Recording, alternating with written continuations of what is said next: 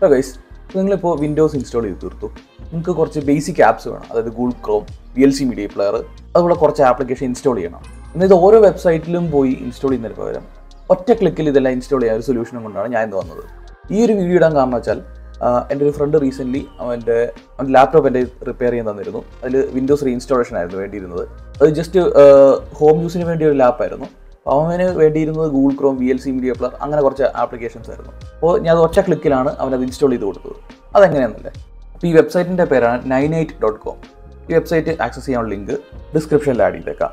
ഈ ഒരു വെബ്സൈറ്റിൽ വരുമ്പോഴാ ഇങ്ങനൊരു വ്യൂ ആണ് ആദ്യം കിട്ടുന്നത്.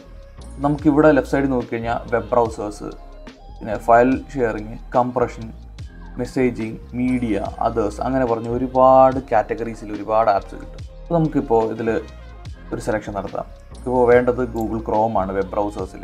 ഫയൽ ഷെയറിങ് QBitTorrent, അതായത് നമ്മുടെ uTorrentനുള്ള ഓപ്പൺ സോഴ്സ് ഓൾട്ടർനേറ്റീവ് ആണത്.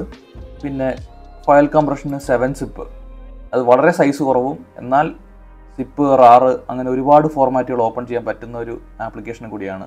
പിന്നെയാണ് നമുക്കിവിടെ മീഡിയയിൽ VLC മീഡിയ പ്ലെയർ, പിന്നെ സ്പോട്ടിഫൈ ഒക്കെ ഉണ്ട്, അത് ഞാൻ സെലക്ട് ചെയ്യുന്നില്ല.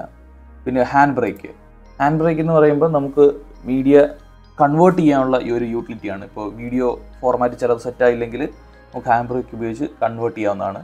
പിന്നെ ഇതിൽ കുറച്ച് യൂട്ടിലിറ്റീസ് ഉണ്ട്. ഫോർ എക്സാമ്പിൾ ഇപ്പോൾ ടീം വ്യൂവർ എന്ന് പറയുന്നത്, ഇപ്പോൾ ടീം വ്യൂവറും എടുക്കുന്നതാണ്. പിന്നെ ഡെവലപ്പർ ടൂൾസ്, അത് ഞാൻ പ്രത്യേകിച്ചൊന്നും ചെയ്യുന്നില്ല. ഇത്ര സെലക്ട് ചെയ്ത് കഴിഞ്ഞാൽ നേരെ ഇവിടെ താഴെ പോയി കഴിഞ്ഞാൽ ഗെറ്റ് യുവർ 98 എന്ന് പറഞ്ഞൊരു ബട്ടൺ ഉണ്ട്, അത് ക്ലിക്ക് ചെയ്യുക. അങ്ങനെ നമ്മൾ 98 എന്നുള്ള സെറ്റപ്പ് റെഡിയാക്കിയിട്ടുണ്ട്. പിന്നെ ഡൗൺലോഡ് ചെയ്യുക, സേവ് ബട്ടൺ ക്ലിക്ക് ചെയ്യുന്നു. അത് കണ്ടല്ലോ, .exe ഫയലാണ് കിട്ടിയേക്കുന്നത്.